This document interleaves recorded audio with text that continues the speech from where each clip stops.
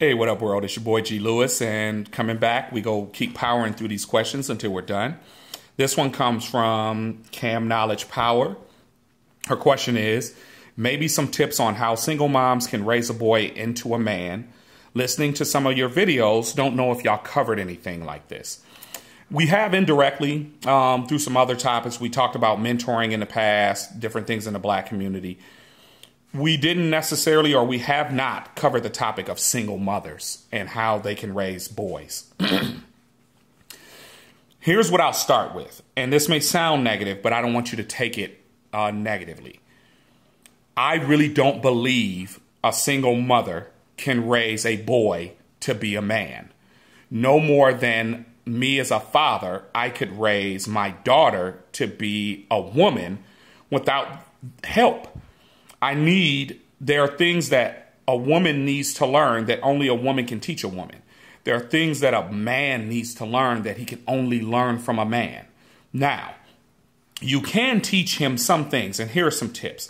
Number one, teach him about the kind of man that women respect. You can teach him what those qualities are.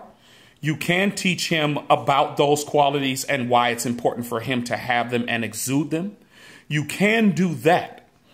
You can also get him some male role models. There's nothing that says that they say it takes a village to raise a child. That's because it's true. You don't have to do it by yourself.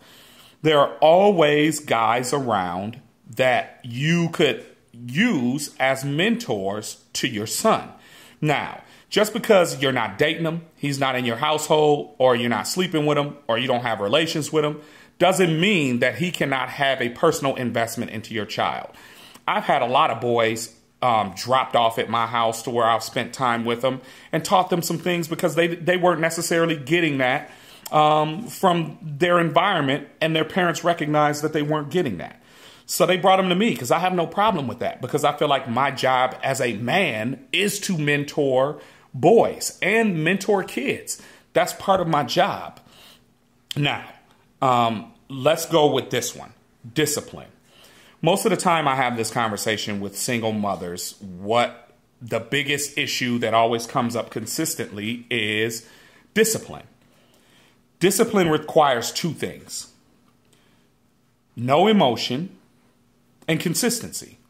If you say the kid's on punishment when they get home, put them on punishment when they get home. The kids shouldn't be watching TV or playing PlayStation when they get home. You shouldn't be laughing and playing and joking with the kid when they get home, because what you do is you send the kid a mixed message. What you told them is what they did was wrong.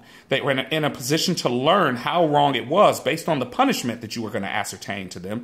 And then you remove that learning opportunity from them by confusing them, by basically not following through on your promise of punishment. That's one. That's the consistency piece. The emotion piece is important, because don't punish when you're angry. A lot of mothers, I notice, wait until they get fed up to punish. And then the child, instead of them learning what they do is right and wrong, the only thing they've learned is it's only wrong when I pissed mom off. So it's very important for you to understand that, you should punish when you're not angry. That way the child understands that this isn't personal. This is me teaching you some things that you need to know, which is very important. And I know it's difficult, because we don't want to see those kids fail. We don't want to see bad things happen to them. But here's something that I need you to think about, and it's called big picture thinking. It's better that a child fall in the house where there's a parent around them to wipe their wound away and dry their eyes when they're crying, then they fall in the street or in the forest where no one's around to hear. Think about what that means. It's better that the child learns disappointment. It's better that the child learns discipline. It's better that the child learns the difference between right and wrong when they are with you than if they're out there with somebody who doesn't care about them and who doesn't love them. So big picture thinking, I would rather my child cry for a minute to spend the rest of their life crying in prison because of a lesson I didn't teach them when they were a kid. That's all I got for you.